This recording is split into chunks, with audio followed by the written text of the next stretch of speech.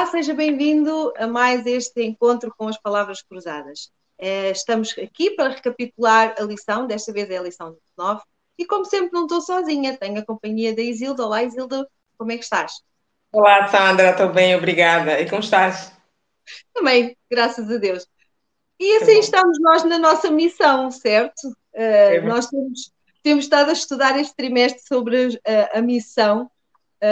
Às vezes temos a ideia que os missionários são só aqueles que estão em países longínquos e que fazem lá o trabalho longe, mas temos estado a descobrir que realmente nós somos missionários no nosso dia a dia, no nosso cotidiano. Esta semana temos uma lição engraçada, porque fala sobre uma coisa que nós normalmente não é que não gostemos de falar, não, mas evitamos um bocadinho, não é? É verdade. E fala sobre a missão junto dos poderosos, barra ricos. Eu achei bastante interessante, sabes, amiga, porque efetivamente nós devemos preparar-nos bastante para esta missão, que não é uma missão à qual possamos fugir, não é?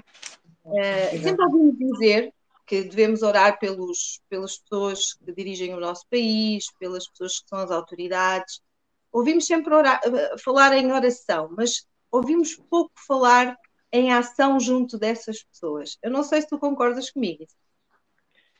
Certamente, porque realmente quando se fala, até o próprio conceito de cristianismo no mundo de hoje, pensa-se que é só para os pobres, não é? Que é só para os necessitados, só para os carentes, mas não. A lição de hoje, desta semana, ensina-nos que também devemos ir tentar ou alcançar os poderosos, alcançar os ricos, não é? E Jesus, quando ele veio, não morreu só pelos judeus, ou só pelos angolanos, ou só pelos portugueses, só pelos brasileiros. Não morreu só pelos pobres, não é? Morreu por todos, por toda a raça humana. E os ricos ou os poderosos também fazem parte do plano da salvação, não é? Jesus também veio por causa deles. E ao longo da lição nós vamos perceber alguns homens poderosos, alguns homens ricos que Jesus transformou. Portanto, muitos de nós às vezes temos o privilégio ou o poder de estar com estas pessoas e se calhar não pensamos porque o conceito que temos é não, ele já não precisa de nada, já tem tudo, não é? Mas é mentira. Mas nós sabemos que não é assim. É interessante que a lição começa com um versículo que nós usamos muitas vezes para falar, não é mal, nós não falamos mal, mas para dizer que ser rico não é uma coisa assim tão boa. Normalmente dizem isto os pobres, não é? Que é para se convencer. Mas começa por nos dizer que, depois que aproveita o homem ganhar o mundo inteiro e perder a sua alma, não é? Quando olhamos para este versículo de Mateus, pensamos sempre, pois é bom ser remediado. Classe média é o patamar ideal, não é? Também não queremos ser pobres. Mas classe média normalmente são aqueles que vão ser salvos, são os da classe média. Ou então realmente aqueles muito necessitados. Eu estou-te a dizer isto com um bocadinho de humor, mas a verdade é que realmente, na cabeça de muita gente, isto é uma verdade. E a lição eu achei fantástica, exatamente por isto, porque foi pegar em pessoas, encontros de pessoas com Jesus, encontros de pessoas com Deus, para provar que realmente estas pessoas que são poderosas, que são ricas, que muitas vezes para nós são pessoas que estão num patamar onde nós não conseguimos ou achamos que não vamos conseguir alcançá-las, devem ser fruto da nossa preocupação e devem fazer parte também de nós, enquanto individuais, mas também enquanto igreja, das nossas preocupações de evangelização. Sim, E a primeira personagem que aparece aqui, nada mais nem nada menos do que um rei, não é? Nós em Portugal não temos rei, temos o Senhor Presidente da República, temos o Primeiro-Ministro, mas rei efetivamente não temos. Já tivemos em tempos. E a verdade é que quando a lição começa por nos falar de um rei, começa por falar de um rei cujo nome já por si só é difícil de dizer, mas também é um nome comprido, não é? Porque fala-nos do Nabucodonosor. Eu lembro-me, quando nós estamos a contar estas histórias às crianças, é sempre muito difícil eles decorarem estes nomes, não é? Pois é. Mas este personagem viveu quando? Quando é que ele viveu, Isilda? Queres nos dizer? Pois é, o rei Nabucodonosor viveu. Nós encontramos essa história no livro de Daniel, não é? Que Foi também. contemporâneo de Daniel, não é? Exato, exato. É o rei de Babilônia, não é? E foi numa altura em que o servo de Deus, não é? Daniel, era alguém que teve o privilégio de fazer parte, né? De conhecer pessoas poderosas, podemos dizer, e uma dessas pessoas era o rei Nabucodonosor, que teve um sonho, não é? Teve um sonho que o Daniel interpretou e fez-lhe perceber que ele era um rei, podemos dizer, um rei de muito poder, e os que viriam depois dele seriam inferiores, entre aspas, não é?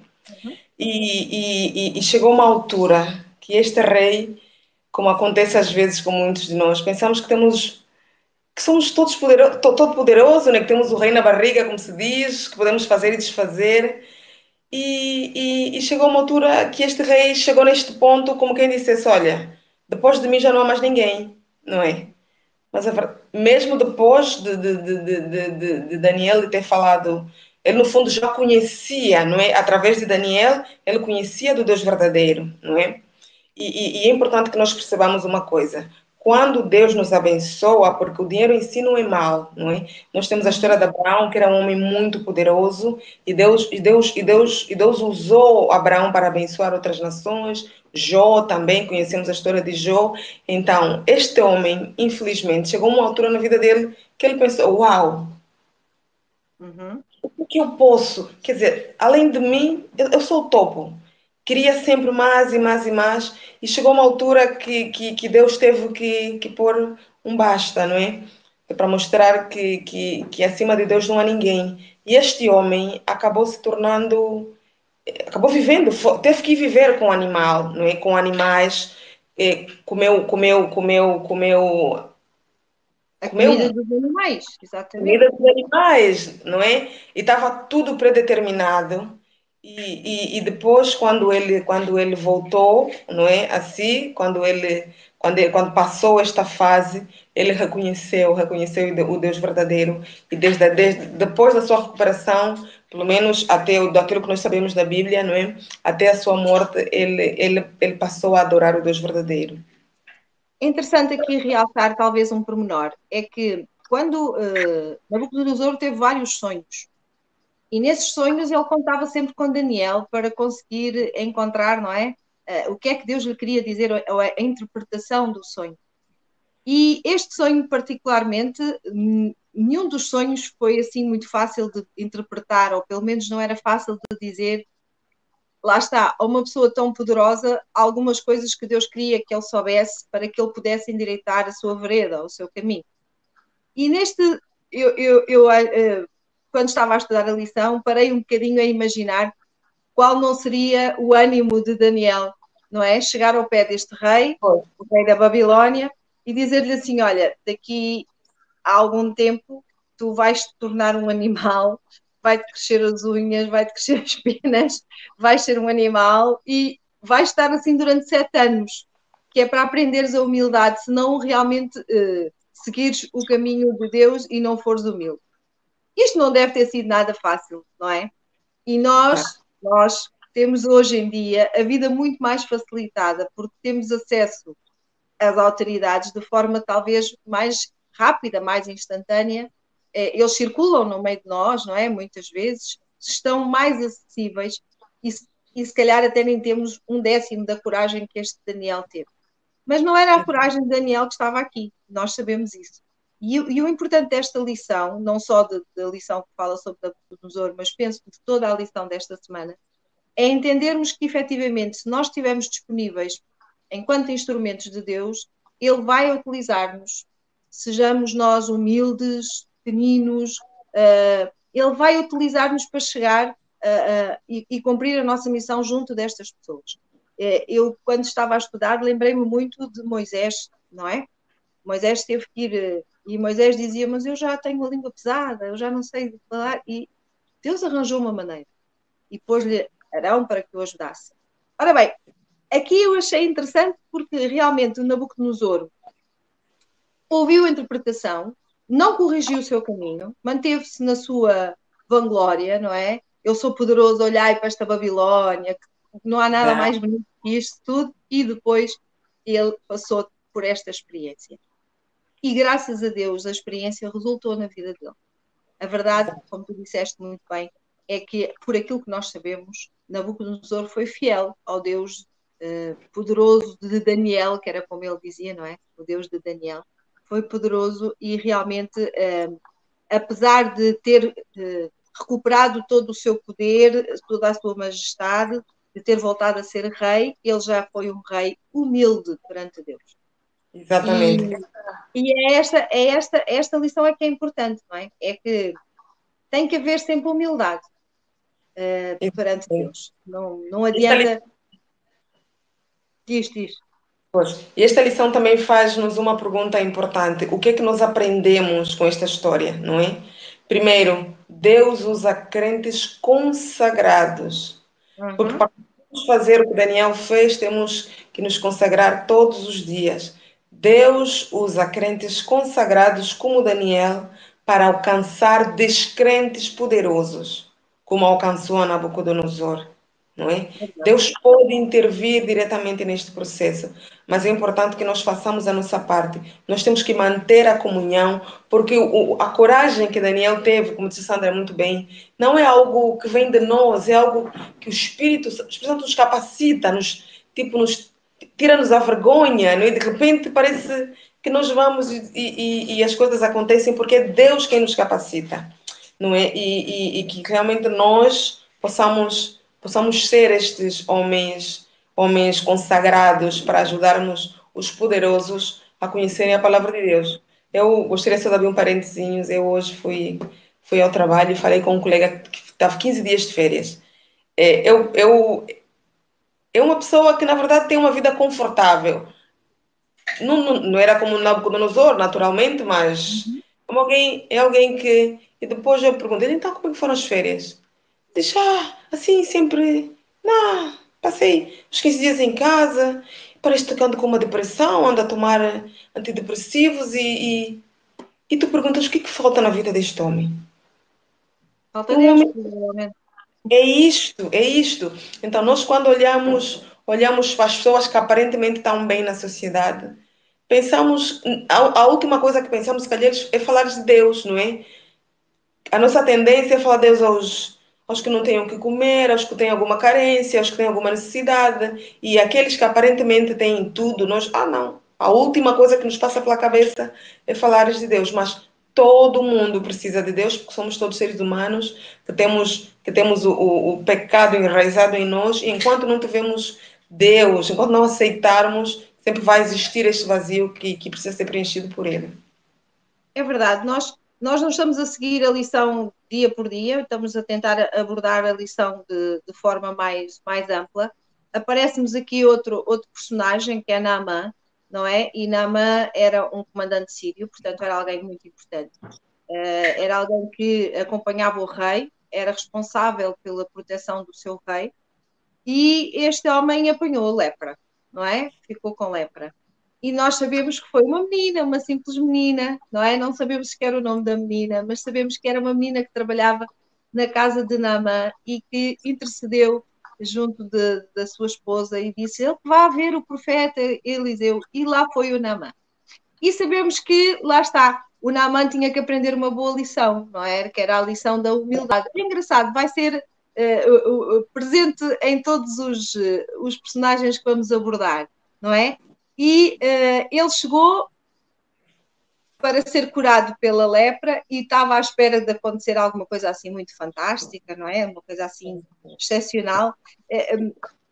E apenas disseram, olha, tens que mergulhar 7 vezes no rio. Naamã, no princípio, não achou aquilo com muito jeito, não é? Nós sabemos, fazemos aqui o convite, se alguém que nos está a acompanhar não conhece estas histórias e estes personagens, Procure na Bíblia, são histórias muito bonitas e são histórias que realmente trazem uma riqueza enorme para as nossas vidas. Procurem estes personagens porque realmente é importante. Resumindo muito esta história de Naaman, o cérebro disse, olha, mas já que já estás aqui, por que é que tu não has de fazer? Ele pensava, mas eu tenho rios muito mais importantes que o Rio Jordão, lá no meu país, vim de tão longe, para mergulhar ali 7 vezes. A verdade é que ele mergulhou as 7 vezes. E diz à 7ª vez, e eu achei isto particularmente bonito, porque diz que ele tinha a pele, não é? A pele ficou como a pele de um menino, de um bebê, não é? Uma pele assim fofinha, novinha. E a verdade é que este homem depois quis ir agradecer, não é, ao profeta e disse, olha, pede o que tu quiseres que eu dou-te. E sabemos que, efetivamente, o profeta não quis nada. Mas depois ele fez dois pedidos, não foi, Isilda? E é exatamente sobre estes 2 pedidos que a lição fala. O primeiro foi um pedido um bocadinho estranho. O que é que tu achaste? Pois é. Realmente, na verdade, quando nós nos convertemos, não é? Cada um vem de religiões diferentes. Quando nós nos convertemos, quando aceitamos Jesus como nosso Salvador, o processo de transformação é contínuo, não é? Ao longo desta lição, nós percebemos que Naamã mostra uma sincera, não é? Uma fé verdadeira, uma fé sincera. Mas, como ele sabia que antes desta transformação, ele adorava ídolos, não é? Ele fazia práticas que se percebeu que eram práticas que não devia continuar a fazer. Ele é como se estivesse a pedir autorização ou a se justificar perante o profeta, dizendo: olha, eu vou voltar para o meu país, mas lá onde eu for, eu vou ter que acompanhar o rei, porque eles lá adoravam ídolos, não é? Então, quando eu ajoelhar-me perante a estátua, não estarei a adorar a estátua. E foi dando outras justificações, mas aí será só uma questão de trabalho, eu vou acompanhar o rei, mas aquilo não, o meu coração vai estar tanto que ele pediu primeiro para levar a terra, não é? A areia lá Ele queria levar a areia de Israel, não é? Dos areia, israelitas. Ele areia, queria, que era para depois poder adorar em solo santo, não é? Pronto, exatamente. é o que tu dizes, não é? Portanto, as pessoas podem se converter, mas efetivamente o seu estilo de vida e as suas raízes muitas vezes têm que levar tempo para que essas pessoas possam entender, não é? Ele, como achava que tinha que ter presença física de alguma coisa de Deus, então achava que se tivesse aquela terra, o sol onde ele estaria seria um sol santo. E o engraçado é que o profeta não o repreendeu, não é? Disse-lhe: vai em paz, vai em paz. Então, às vezes, com esta lição nós aprendemos que não devemos impingir ou forçar as pessoas a. Porque existem vários níveis espirituais, não é? Às vezes nós já estamos na carne e queremos obrigar aquele recém-convertido que tem a mesma maturidade espiritual que nós temos. Errado. Às vezes podemos afastar esse novo irmão, não é? Tem que ser devagar, deixa ele aparecer assim como ele, e as coisas, com o passar do tempo, o Espírito Santo, quando nós nos entregamos sinceramente a Deus, o próprio Deus nos transforma, não é? E é um processo contínuo. E Naamã demonstrou uma sincera devoção, realmente. E ele passou a cidade e provavelmente muitos, através de Naamã, conheceram também o Deus verdadeiro, porque ela era um homem poderoso e tinha muita gente à Até sua volta. mesmo, até mesmo todos aqueles que o acompanharam nesta missão, não é? Nesta deslocação que ele fez até ao profeta. Portanto, aqueles que o acompanharam também foram testemunhas do milagre que aconteceu. Portanto, Sim, é exatamente o que tu dizias, não é? As pessoas têm no seu tempo e por vezes nós somos demasiado exigentes com aqueles que conhecem a verdade e queremos que eles mudem radicalmente tudo nas suas vidas sem dar tempo para que eles amadureçam, não é? Porque amar a Deus é um estilo de vida, adorar a Deus é um estilo de vida e o estilo de vida não é assim instantâneo, não é? Nós pois é. temos que dar tempo para as pessoas se adaptarem realmente àquilo maravilhoso que descobrem. Ora, mas agora vamos falar de um homem que, ao contrário de Naaman, que não sabia nada, sabia tudo quase, não é? Porque era um erudito. Portanto, era um mestre, era um doutor da lei, provavelmente seria um homem bastante influente na sociedade daquela época. Aparentemente era um justo, não é? Eu costumo brincar e às vezes digo assim, o Nicodemos devia ser daquelas pessoas que quando passavam, eles diziam assim, olha, ali vai um santo, não é? Exatamente, o abençoado. Exatamente, um abençoado. Mas a verdade é que o Nicodemos, segundo o que nós viemos a descobrir aqui através da nossa lição e através da Sagrada Escritura, afinal vivia um bocadinho de aparência, não era? Exatamente. Era mais a aparência. Era mais aparência. Isto é um perigo muito grave, que nós, outra realidade. Acho que este é outro extremo da nossa igreja, né? Da nossa realidade como cristãos. É Deus conhece os nossos corações. Deus conhece os nossos corações. Por isso que a própria Bíblia diz que no céu haverá muita surpresa. Porque quantos de nós, e certamente nós vamos nos iludir, não é?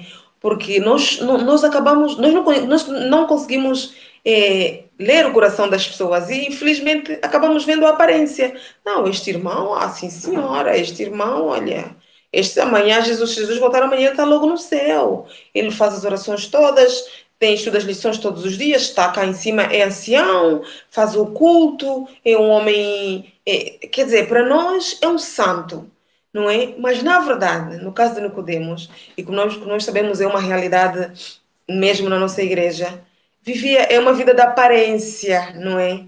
É uma vida da aparência, porque na verdade o seu coração não estava totalmente convertido a Deus. E Jesus, como alguém que sonda os Exato. corações. Ele estava convencido, mas não estava convertido. Exatamente. E às vezes nós ficamos nós estamos convencidos que este é o caminho certo. Estamos convencidos que conhecemos toda a verdade. Estamos convencidos de tudo isso. Não estamos, às vezes, convertidos. Porque lá está, o estar convertido faz com que tenhamos uma postura diferente daquela que Nicodemos teve quando chegou perto de Jesus. Nicodemos veio com orgulho. Ele veio falar de mestre para mestre. Ele veio ali trocar ideias com Jesus, não é? E Jesus cortou-lhe logo ali pela raiz, porque Jesus disse, por que me chamas mestre? Pois. Não é? E Nicodemos ficou um bocadinho baralhado. E depois ainda lhe disse que ele tinha que nascer outra vez. Mais baralhado o Nicodemos ficou, não é? Mas a verdade é que Jesus, como tu dizes muito bem, conhecia o coração daquele homem e sabia que verdadeiramente ele precisava apenas de um empurrãozinho para conseguir realmente ter coragem de calar o seu orgulho e aceitar efetivamente a salvação por Jesus. Porque nós não podemos esquecer que os eruditos, aqueles que eram os doutores da lei, baseavam a sua fé e a sua salvação muito nas obras. Eles tinham imensas regras, para eles tinham que cumprir tudo o que estava ali muito direitinho, porque era por isso que eles iriam ser salvos, não é? E afinal de contas, nós sabemos verdadeiramente que não é assim. Mas depois vamos descobrir mais tarde, não é? Na história, que Nicodemos, afinal, apesar de nunca ter expresso publicamente o seu amor por Jesus, mas houve duas situações que a Bíblia nos apresenta, onde vemos uma em que Nicodemos protege ou tenta proteger Jesus ainda em vida, e depois vamos ver outra em que Nicodemos realmente diz que ele levou mirra e aloés para ungir o corpo de Jesus após o seu. É assim, quando Jesus chega, a vida se transforma. Completamente. E Deus seja louvado porque Deus não desiste de nós. Não é? Nós, seres humanos, é que somos assim. Somos de ver aparências, somos prontos em julgar o nosso irmão, não é? Mas Jesus não. Jesus aceita-nos como somos, como estamos. E ele sabe que nós podemos ir mais além. Por isso é que ele veio a essa terra e deu a vida por nós. E Satanás faz questão de dizer, mas por que é que tu vieste morrer por estes desgraçados? Estes não têm esperança. Não, Jesus confia em nós, assim como ele confiou em Nicodemos, não é? E Nicodemos depois depois de aceitar verdadeiramente, porque o processo de salvação tem duas partes. Deus faz a parte dele, mas nós temos sempre que fazer a nossa parte. Nicodemos aceitou fazer a sua parte e depois deste momento já não teve vergonha de reconhecer Jesus publicamente. Porque nós vimos que inicialmente ele teve que ir assim às escondidas, ninguém À podia ver. noite, Exato, ninguém podia, tem que ser assim, porque para depois as pessoas não pensarem que. E depois ainda começou com um discurso assim meio diplomático com Jesus. é Então, e verdade. depois, quando somos transformados, tudo isso cai por terra. Nós nos tornamos humildes, conforme estamos a falar desde o início. É Frutos do verdade. Espírito, humildade, mansidão, paz. E tudo isso vem mesmo do Espírito Santo. Porque nós, por nós próprios, jamais conseguiremos ter esses frutos. Podemos até nos esforçar. E quando nos esforçamos, acabamos procedendo como Nicodemos procedeu inicialmente, né? Uma vida de aparência. É tudo aparência, ok? Tem que guardar a lei, mas é tudo forçado. Não fazemos nada por prazer, não fazemos nada porque Por amor. gostamos, por Não fazemos amor. nada por amor. Fazemos É, por amor. É é, porque é. tem que É, ser. é para parecer bem. Para Exato. parecer bem, não é? Mas não é sincero, não é de amor. E isso para Deus não vale nada, não é? São os tais sepulcros caiados de branco. Portanto, para Deus isso é igual a nada. Ora, o Exato. nosso tempo está a correr e depressa, Claro. temos sempre tanta coisa para dizer, mas depois aparecem-nos aqui mais dois personagens. Um deles, o jovem rico, não é? Que teve um encontro, digamos que para mim acho que foi um dos encontros mais dramáticos que podemos encontrar na Bíblia, porque este jovem teve uma oportunidade naquele momento. Não sabemos o que aconteceu depois, não é? Nós não sabemos. Mas ele teve a oportunidade ali de realmente seguir Jesus e aceitar Jesus, e ele tinha o seu coração noutro tipo de tesouro, não é? Costuma-se dizer que onde está o teu coração está o teu tesouro. E É. este jovem tinha efetivamente o seu coração nos bens terrenos, naquilo que era as suas riquezas materiais. Há aqui um versículo que nós utilizamos muitas vezes para caracterizar os ricos e devemos ter muito cuidado quando o fazemos, porque é verdade que ele está na Bíblia, mas também é verdade que ele está em certo contexto e Uhum. não devemos retirar desse contexto, porque diz assim, e antes eu vos digo que é mais fácil passar um camelo pelo fundo de uma agulha do que entrar um rico no reino dos céus. E então nós dizemos assim, é por isto que os ricos não vão estar no céu. Isso não é verdade. A É, lição não. foi clara a explicar que este jovem rico é um exemplo, pelo menos até àquela altura, não sabemos depois, mas pelo menos até àquela altura, ele era verdadeiramente um homem destes, que não queria largar as riquezas terrenas, não compreendeu que a salvação era muito mais valiosa do que tudo o que ele pudesse ter de bem material.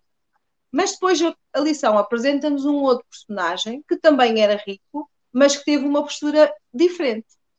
Falas um bocadinho Completamente. sobre esse Fala. personagem? Claro Era que um homem sim. pequenino, era um homem pequenino. Eu acho que muitas crianças conhecem a história de Zaqueu. Há até músicas que falam sobre Zaqueu. Exatamente. Zaqueu foi um homem rico que teve um encontro verdadeiro com Jesus e que este, diferente do jovem rico, esse sim aceitou Jesus em seu coração e foi transformado. O incrível é que Zaqueu era um homem julgado pelos supostos cristãos, não é?